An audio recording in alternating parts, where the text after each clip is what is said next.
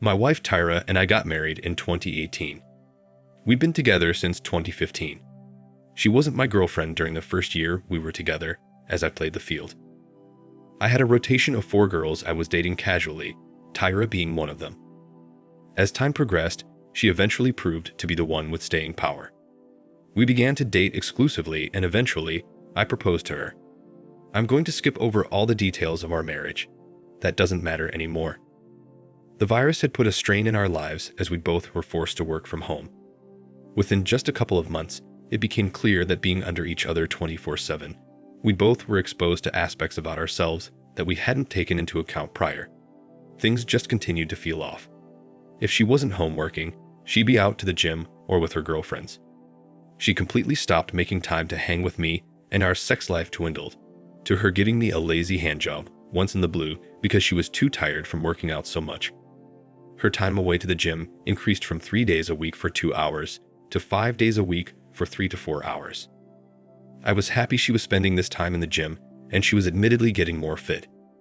She leaned out and slimmed down like crazy. I mean, the change was radical, and how she dedicated herself to getting in shape.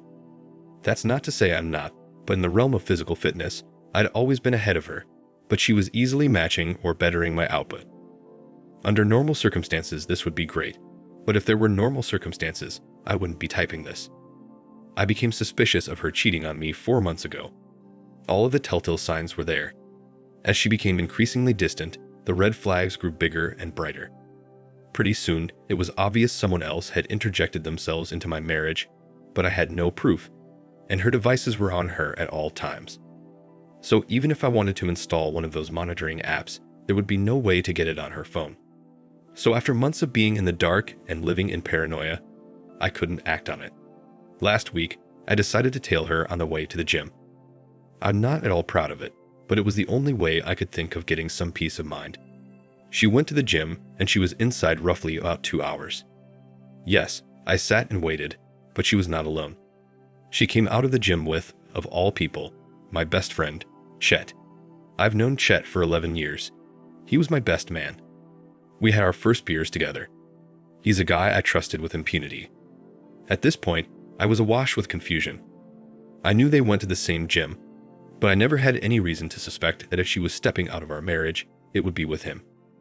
Rather than go to her car and head home, she walked with Chet to his car, chatting away with him. When they reached his car, he proceeds to grab a handful of my Tyra's behind, pulled her close, and tongued her down. By this point, I was seeing red. My blood was boiling, and I was fuming. I punched a nice dent into the roof of my car as I just sat there and watched as they were at it for at least 2 minutes, right before getting into his car and leaving the lot. For a split second, I thought to just go home, but there was no way I was going to be able to sit and wait, knowing what they were doing. I tailed my best friend's car for 20 minutes until they pulled into the driveway of his house. I parked about 3 houses down so as not to draw attention, and watched as they shuffled out of his car literally all over each other into his front door.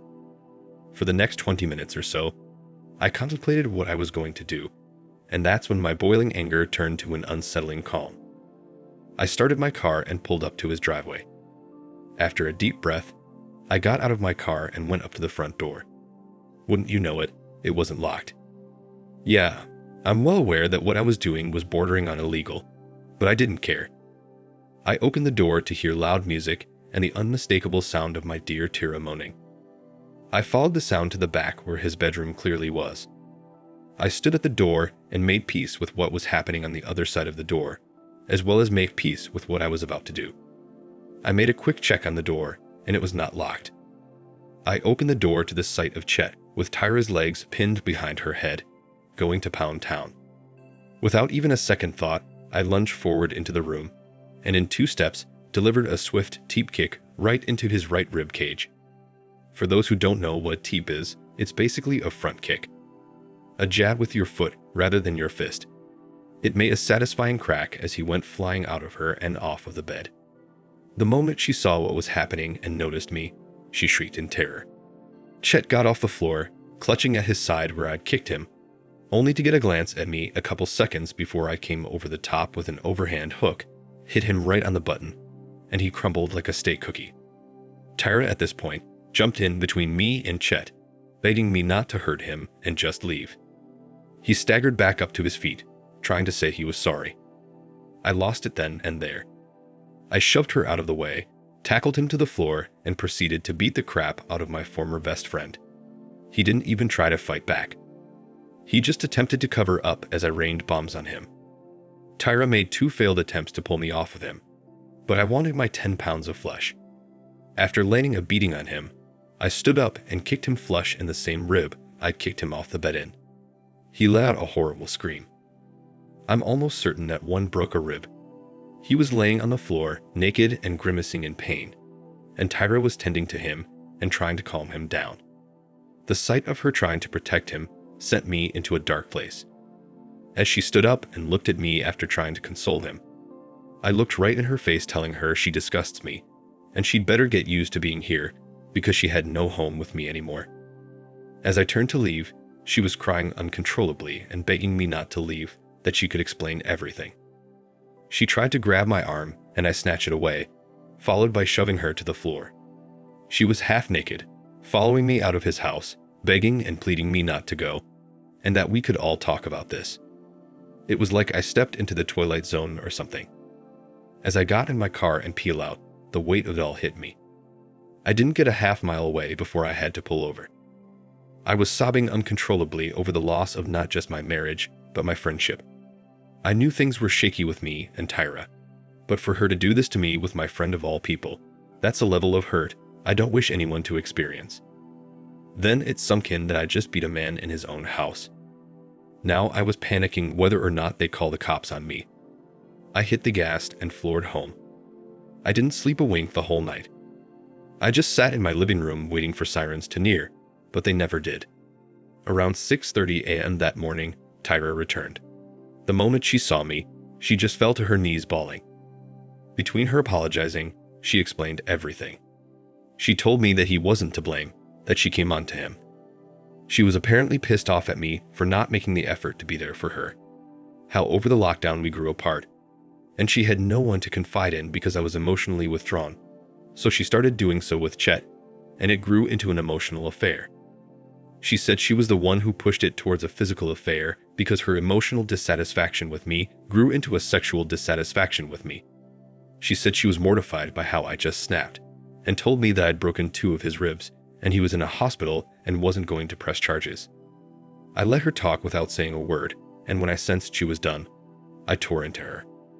I cursed her for being a coward, for not having the heart to come to me and tell me she wasn't happy, and seducing my best friend in some sick way of getting back at me for problems I wasn't aware existed, and for stepping out of our marriage because she's a self-manipulative, trifling person. I verbally destroyed her. Then she had the audacity to look me in the eyes and asked if I was going to leave her. I was sitting there thinking in my head if she was really serious.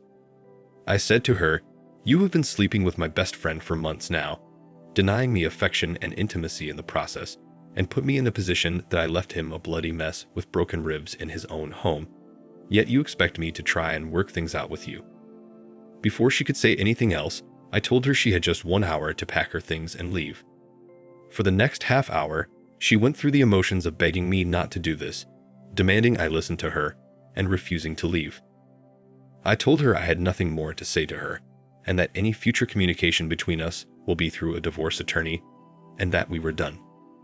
Eventually, she realized the finality of my words and conceded. Within the hour, she packed up a bunch of her stuff, called her sister, Kate, and was gone. To ensure I controlled the narrative, or else she did so, I went on social media and made it known to everyone what both she and my best friend had done. I didn't mince words and didn't pull punches. I let it be known matter of fact that I caught both of them in the act and that I'd be filing for divorce in the coming days.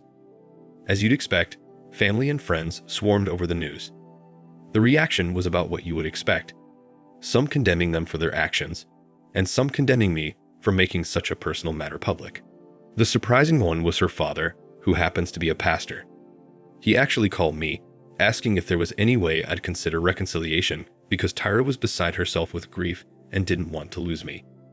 He said under God, there's no act that can't be forgiven, to which I had to remind him that in the good book, which he usually touts the virtues of, that isn't one of the 10 commandments, "Thou shalt not commit adultery." That shut his entire campaign of reconciliation down almost immediately.